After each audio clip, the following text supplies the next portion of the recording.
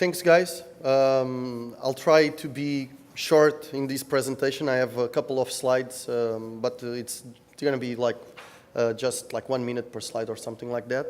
I'm here to talk about Portugal, blockchain heaven, and a bit about what we've been doing down there and how we could collaborate with the ecosystem down here. So let's just go. A bit of context. My name is Miguel. I grew up in Macau. I was there until I was 18. Then I went for the university to Portugal, and I decided that I wanted to stay there because of the weather and everything that I found there. I fell in love with the place. And I started a company when I was like 21, 22 years old. I started Dengen. Dengen is it's a software house. Today it's a digital group. I'll tell you a bit more what we do. I have like the classic story that we've started in a garage with 3 or 4 people out of the university. The difference is it was not in Silicon Valley. So you'd have like very big companies here. Down there we'd have restaurants and hotels and stuff like that. So it would be 10 times harder to develop a business as a software house. We've struggled, but we're able to build a company today that it's around 100 people working. They look happy. I've paid them to smile because, so that's basically our motto there. This is a couple of more pictures of our office and the team in Portugal, so in Faro and in Lisbon. So we have 2 offices, and we're opening a new one in the Netherlands as well. Basically, we evolved from a digital agency to a digital group where we have 4 business areas, and we're software developers and marketing specialists. Our ambition and our goal is to participate on disruptive technology companies, new startups that are using blockchain or artificial intelligence, and we would very much like to invest in those companies with the founders. So, bit of history. We today in Portugal, we have in the company, we have 63% of our clients are international, 37% are from Portugal. Last year, we only had like 5% of the international market, so we really started the internationalization process a year ago, and that was a big shift from 5% to 63% was a big leap, and we are very proud that we accomplished that. Of course, we've been preparing for 15 years to get here, so it was not out of the blue. Today, the yellow little things are where we do have a presence. So we have an office in the Netherlands, in Portugal, and in Macau we have representation because I grew up there and the company was originally founded with a partner from Macau. And the other dots are where our client base is. So we've been very much investing in the US market. We have a couple of clients in New York and Silicon Valley, some clients in Russia and the UK market, and I've just came from South Africa a week ago. Amazing place, and we have like a new big client there. This was a bit of context so that you guys understand who I am and what I've been doing. This is what I did professionally, but I've been investing like 6,000 hours in the last 5 or 6 years in this project. That's what brought me here. Portugal, a blockchain heaven, and I'll try to argument why I believe this can be a very good opportunity for blockchain startups to develop there. Why? The question is, what was the purpose? Why did I do this? I had a company that it's a full-time job, so why should I develop more companies or attract more companies there? Will that probably to generate more competition? The biggest reason is that it's really hard to do these things alone, and with technology evolving in the pace that it's evolving, you cannot compete with the world alone. So you would need other companies that would specialize in AI and blockchain and other things so that you can provide a good service and have other partners that you can collaborate and exchange ideas like we're doing it here today. It's really hard to do this there because there's not enough people that have knowledge about specific topics. So, reasons. Portugal went to a huge financial crisis in the last 10, 15 years. It was depressive. People had really no money and no opportunities. Luckily, we are much better now. And that was one of the reasons why I started building the Algarve Tech Hub, or a tech hub in the south of Portugal. There was no strategy for the country, so no clear strategy. We were totally brain drained, so most of our talent went to the Netherlands, to the US, to the UK, and it's a big problem. And tech is evolving faster and faster, and it's hard to be disruptive alone. It's the first reason that I've presented to you guys. So how can we fix this? We're just 10 million people, and the economy, it's not great. I went back and started thinking a bit about the past and learning from history. I don't know if you guys are acquainted with Portuguese history, a little bit of history here in this talk. I'm going to nag you with this story because I think it's relevant. So there was something that's called the Age of Discovery around 600 years ago, so a few years ago, let's put it that way. And what we did was, in Portugal, we gathered all information that we could in the art of navigating the sea. So we went to the Arabic countries, we went to Europe, we went to everywhere that we could, and we've consolidated knowledge in one specific area and specialized in that. With that, we've developed tools that helped us navigate throughout the world. And we built a presence in South Africa, Brazil, Macau, whatnot. So it's not bragging or something like that. It was awesome for Portugal because we lived on this for 500 years. So this was national strategy for 500 years and what made us have some money to develop the country. But more than that, it's that we specialize in something and we've navigated and we found a new world and new opportunities. Based on that, we need today a new ocean, we need a new strategy, and that's why we're focusing on blockchain and these technologies. So a digital ocean in this case, not a reference to Microsoft or nothing like that. So Portugal as a country has been investing in technology, so building the curriculums from university, really creating aggressive tax benefits for startups. There's a fund for 500 million euros for startups that would like to move and invest in Portugal. And events like the Web Summit, I don't know if you guys heard about it, but it's one of the biggest tech events today in the world. It's going to be on the 4th of November. And the reason it's why, again, Portugal. And do you guys know where the Algarve is? Anyone knows, have heard about the Algarve? Cool, that's even better. So I can tell you a bit where it is. So Europe, Portugal, and the Algarve, it's that area, so it's the south of Portugal. Portugal, it's divided in 3 big areas, so I would say north with Porto city and other cities around it, Lisbon, and then the Algarve, that Faro, it's the capital. This is the perception that most of the world probably have for Portugal. So I was in Vietnam and Thailand like last year, and they didn't know Portugal, but they knew Ronaldo. I don't know if you guys know Ronaldo or not, but it's kind of weird. How can a guy be better known than a country? But it is what it is, I think he does a very good service for us, because if he was not there, they wouldn't know Ronaldo or Portugal. So. And the myth is that it's just soccer and mustaches and religion, and it evolved quite a bit in the last 30, 40 years. So this, for me, it's a better representation of what the Algarve is.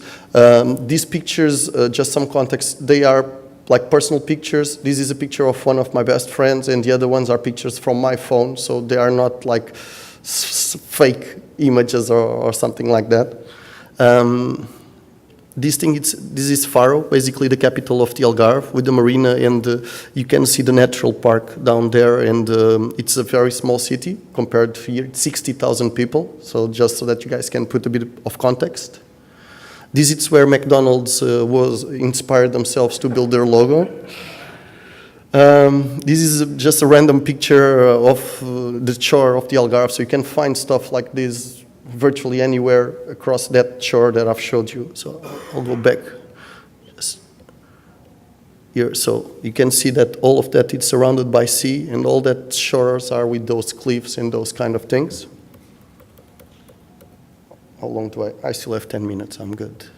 Okay, this is me and my kid exploring and searching for castles in Portugal. You can't do that in a lot of other places.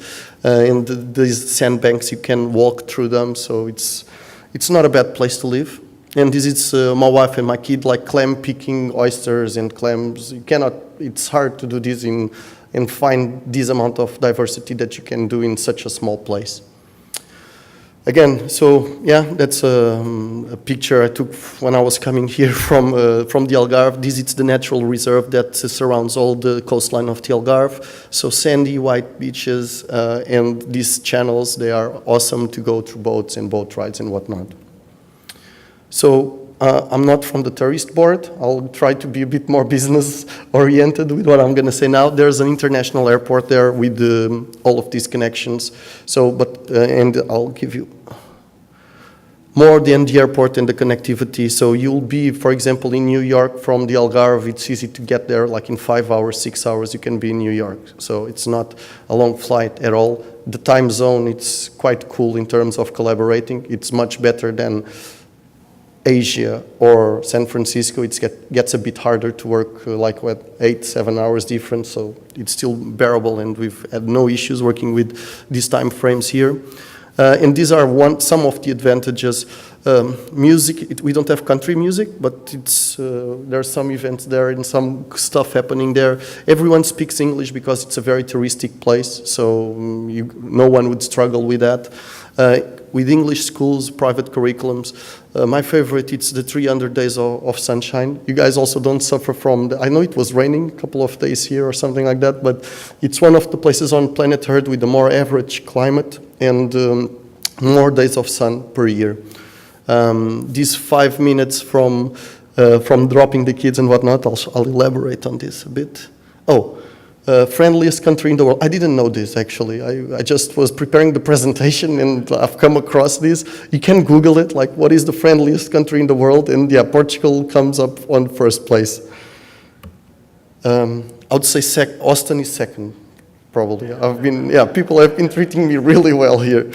So the Algarve Tech Hub, this is what I've been trying and working when I told you that I've invested like 5,000 or 6,000 hours in this project. It's the Algarve Tech Hub. The Algarve, again, it's the southern region of Portugal, and we are very much trying to consolidate and build a tech hub focused on specific technologies like blockchain and computer vision or artificial intelligence. We cannot be a jack of all trades and a master of none. We are a small population, so we need to focus on very specific things. What have I been doing? How can you create a tech hub when there's nothing there? Excuse me. So first, I think these three parts are very, very important. There are others, but these for me are the most important ones. You need to have talent and you need to have brainware. So the universities, it was easy to convince them because they are eager to evolve and to invest in technology.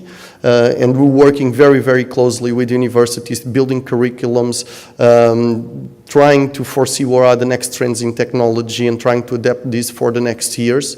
Because we need to be leading and not following. How do you change that? It's quite hard. Governance, so the local government, how will they understand what is this thing about technology? Will they follow us? Will they help us develop it? Will they get us an office space? We need this part to unlock public funding as well, and the private companies that exist.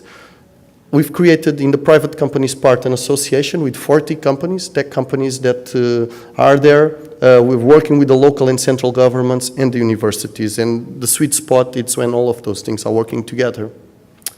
We were able to finance, we got 5 million euros. This is the university campus. And so within the university campus, we're going to build that flagship location, and there were 5 million euros allocated to refurbish that. I'll show you guys a bit more about that. There's already in plans the expansion and a residential area for people that would like to go there and have like better rent prices and better conditions close to the center of the city. So this is Faro city. The airport, it's right there. I think we have a little thing that says airport. Yeah, cool.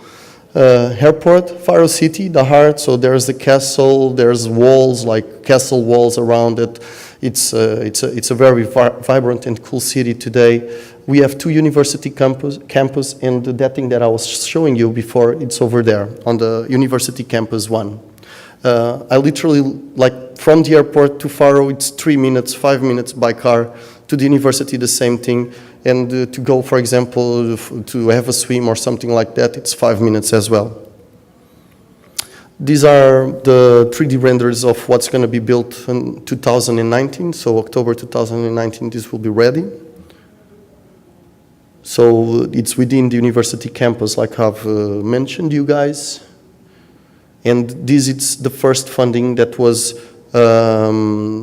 already given, and it's under development. So more funding will come to support and help develop the technology and other companies that would like to move there.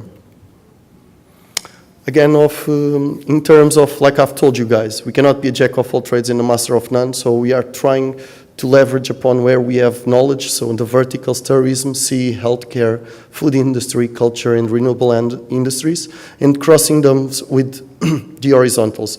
Blockchain, as you can see, we've already started some projects in healthcare and food industry, and we have focus groups on other areas. Why a blockchain heaven? Why Portugal? Why the Algarve? So we have around 150 incubators and accelerators, top 5 best performing startup community in Europe. It is a doorway for Europe and Portuguese-speaking countries. Again, like it says, that's the EDCI ranks us, I cannot see it, the 9th in 60 of 60 in best to access talent because of the universities and the talent that we can attract from Portuguese-speaking countries. Events, again, I've mentioned the Web Summit, and we have a couple of more events that kickstarted the tech ecosystem. And here, I think this is probably one of the most interesting slides. 200 million of funding program to stimulate foreign startups. So it's just for international startups that would like to have a base there so that we can consolidate brainware and together develop the ecosystem. The startup vouchers for entrepreneurials, 25th easy of doing business. Again, like I like that I need to refer and to give emphasis on the talented and qualified human resources, and it's not the only ones that are living there that are coming out of the university. All of those that I've mentioned that were brain drained and they went to Europe and whatever, they want to come back. So if startups are there, they will come back, and if there's an opportunity, it will be much easier for them. And it's talented that they've worked on like high performance jobs throughout the world, and they are seniors, they are not juniors anymore. A lot of funding solutions. For example, a house there, it's like 500 euros per month. So to rent a house in Portugal, it's much more affordable than it is here, for example. There's no taxes on cryptocurrencies, so I think that's something that could be interesting for a lot of the folks here. And more than anything, and I would like you guys, if you take something from this talk, to see us as a gateway to Europe and Portuguese-speaking country. There are 300 million people speaking Portuguese in the world. It's one of the most spoken languages in the world, and Africa, it's going to develop much more in the next years. Brazil, it's developing quite a lot, and we can be a gateway and a door for startups to expand in that market in Europe. Going back to the discovery, we are leveraged on something that started 600 years ago. So what I just said, it's a representation of that. We've developed some blockchain projects. So this is not something for the future. This is happening. There's some knowledge there already. This is a project for Silicon Valley. It was invested. It's funded by $12 million. We've developed a private blockchain within this to pay content creators. So like you go into the app, you can see videos, you follow people that you like their videos, you can buy gold, so from euros or dollars to gold, and then reward the content creators. This is one of the most relevant projects in terms of revenue that we've developed, and for Silicon Valley it does add quite a lot of value for us in terms of branding or marketing wise. This is another cool project that we've developed from 0 to 1. It's a startup in the UK that, like, for example, when you do R&D projects in Europe, you can get like tax claimbacks. So you can deduct taxes that you should pay to the government. And this tool, what it does, it connects to the ERP system, invoicing system. It's in the middle, and then the financial things that will cut back and tell them how much they can cut back on taxes. What we've implemented was true blockchain security and validation in all of these chains. So from the ERP, RD Vault, and then the financial department. Trust Food, it's a supply chain project. This one was done in IOTA.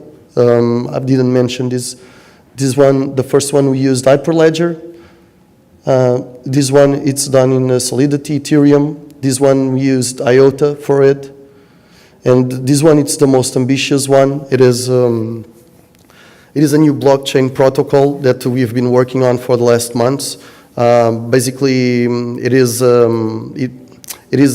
how can I say this, based on fully decentralized incentives and the state-of-the-art government system. It has a proof-of-stake consensus mechanism, and the block producer, it's totally random. So we're trying to find more people to come on board on this. We have a white paper. We could share much more information. It's not the topic of the conversation or this talk. That's why I'm not going to develop. But if anyone wants to know a bit more about this, I would be happy to elaborate on this. The Algarve Tech Hub, it's the website and the presence that we are using to communicate with people like yourselves that would be interested in knowing a bit more about the project and joining us. We're a very friendly community, like I've told you, friendliest country in the world, and we would love to understand what you guys are doing in terms of startups, and if you're looking to expand into Europe and whatnot, please check it out. Again, if you want to work with us, we already, this is for new startups and new projects that are appearing that want to move there. And I'm just finishing. I have, 2 minutes over time, but I'm just finishing. And I'll finish with this. This is a deserted island that we have there in the Algarve. And these are the only constructions that exist there. It's a fisherman's house. So it's this nice gentleman here. His name is Mestre Alves. So he's the only guy that lives in this island and basically invites you to go there and have lunch. So you need to bring the fish and potatoes and whatnot, and he will cook it and basically tell you weird stories that I cannot tell it now, but I can tell you guys later if you want. But I would very much like to invite you if you want to go to the Algarve. I'll try to get you to Mestre Alves and like get to know the guy and eat his food. It's an amazing guy and a very cool story. So my contacts are there. Anything, please ask. I think now it's questions time, yeah? If someone has a question. Yeah, thanks guys. Actually, how does the use microphone? Yes. How does the dual citizenship work for Portugal and the United States? Is that something? Yeah, for sure. So we've been facilitating that as much as we can. There is, let's say there's a red carpet for anyone that wants, because we've been doing that for Brazilian citizens, US citizens, and even harder or more difficult nationalities to come to Portugal. So yes, that's totally possible. Yeah. I think. Yeah, I hope so. I hope so. And again, you guys are all invited to visit at least. The Web Summit, it's going to be in 2 weeks or a week. I know it's short term, but anytime you guys want to go there, my contacts are there. I would be happy to show you guys around. Thank you, man.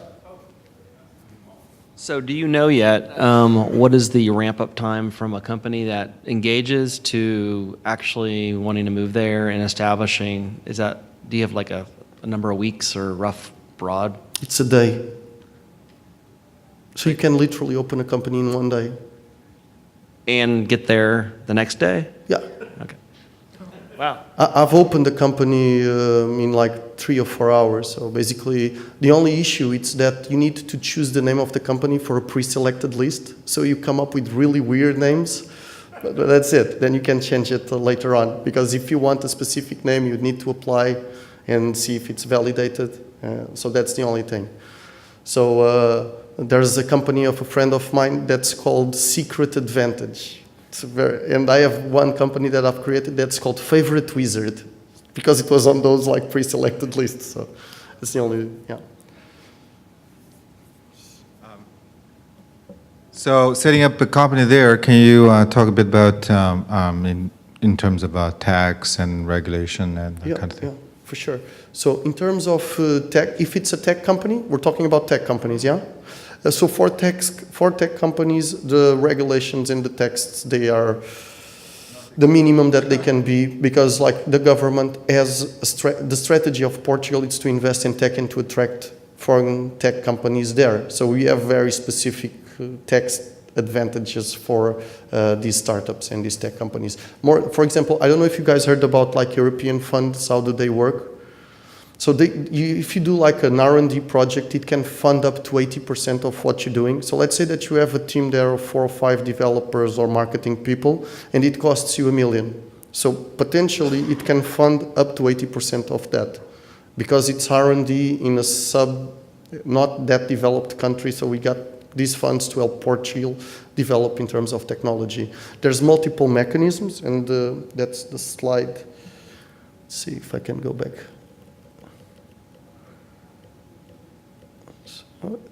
Sorry, guys. Bear with me for a second. Yeah, there we go. So these 200 million, they've extended to 500 million. It's not only the tax benefits, it's also funding.